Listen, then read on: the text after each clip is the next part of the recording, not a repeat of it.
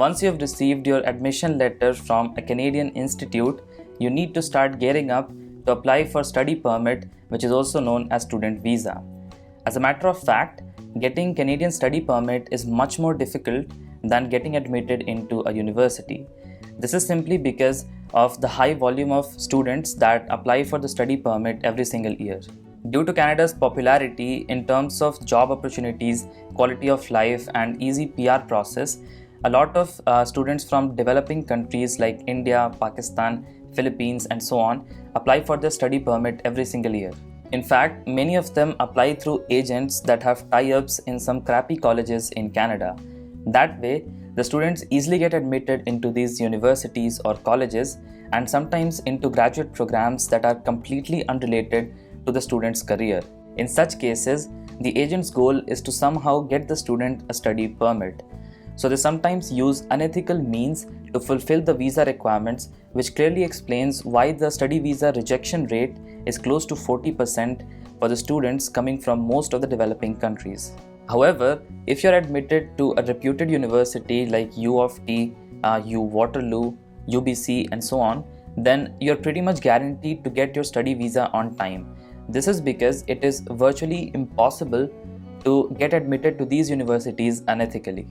By the way, if you're finding value out of this video, kindly press the like button and subscribe to the channel. It helps my videos reach more people and motivates me to keep making videos like this.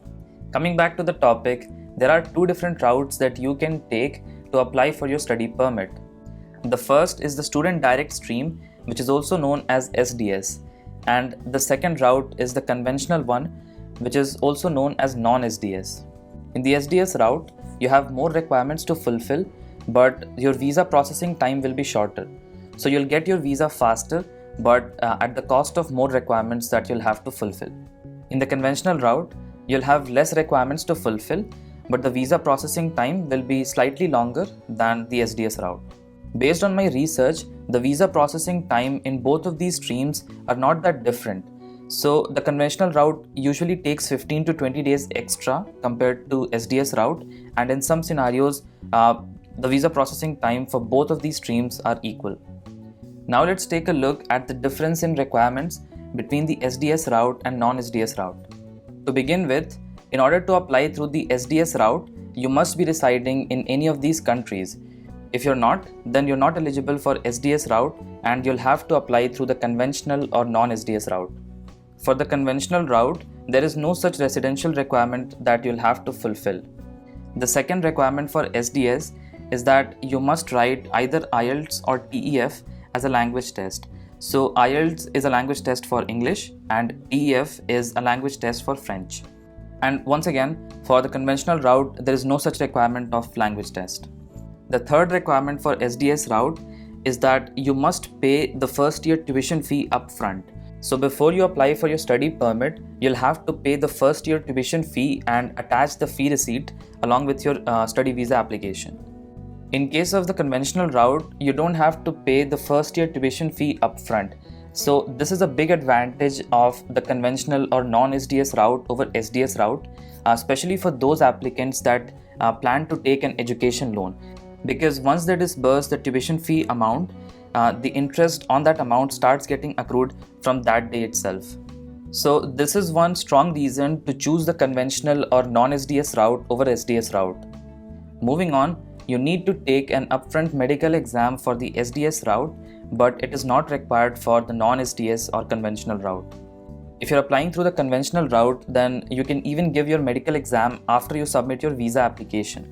But my recommendation would be to take the medical exam upfront so that it doesn't create a bottleneck in your visa process. Even though I'm applying through the conventional or non-SDS route, I've still taken the medical exam upfront to avoid bottlenecks, and I've also made a video about it which you can find in the video description below. Moving on, if you're applying through the SDS route, then you must open a GIC account in a Canadian bank with a value of minimum 10,000 Canadian dollars. However, this is not required for the conventional route, but I'll still recommend doing it because it basically strengthens your visa application.